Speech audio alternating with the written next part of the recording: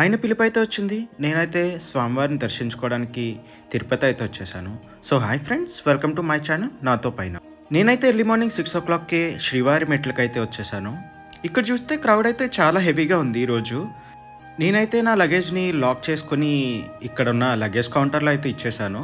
ఇది totally free of cost which will take around 3 అవర్స్‌కి అయితే మనకి పైకైతే వచ్చేస్తుంది. ఇక్కడ మన లగేజ్ ఇచ్చిన తర్వాత అయితే మనకైతే ఒక టోకెన్ ఇస్తారు. సో ఆ టోకెన్ మనం పైకైతే వెళ్ళిన తర్వాత ఒక కౌంటర్ అయితే ఉంటుంది. సో అక్కడ మనం ఇచ్చేస్తే వాళ్ళు మనకి మన లగేజ్ అయితే రిటర్న్ ఇచ్చేస్తారు.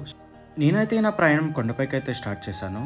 శ్రీవారి మెట్లు అయితే 2388 స్టెప్స్ అయితే ఉంటాయి which will take around 1.5 hour. శ్రీవారి మెట్ల దగ్గర అయితే మాత్రం మనకి ఎలాంటి టోకెన్స్ కానీ దర్శనానికి ఇవ్వట్లేదు. సో మనమైతే ముందుగానే బుక్ చేసుకున్న టికెట్స్ కానీ సర్వదర్శనం ఎంట్రీకి మాత్రమే మనం కొండపైకి అయితే వెళ్ళాలి.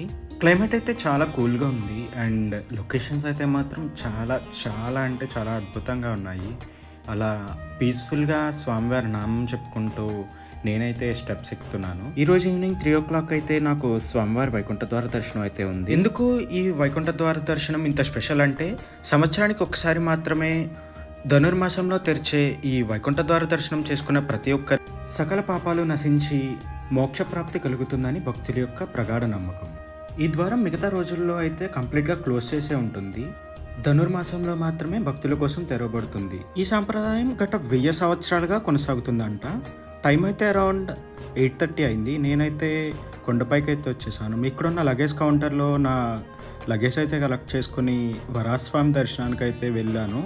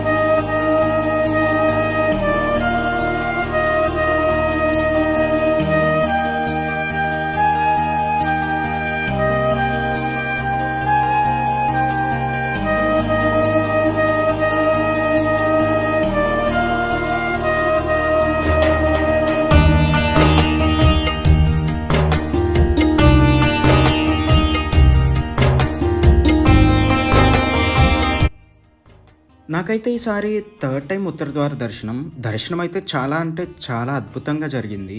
అరౌండ్ 2.5 అవర్స్లోనే నా దర్శనం అయితే కంప్లీట్ అయిపోయింది.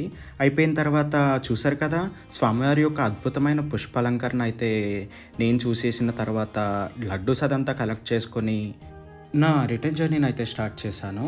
ఇలాంటి వైకుంఠ ద్వార దర్శనం మీ అందరికీ కూడా జీవితంలో ఒకసారైనా కలగాలని హృదయపూర్వకంగా కోరుకుంటూ ఓం నమో వెంకటేశాయ.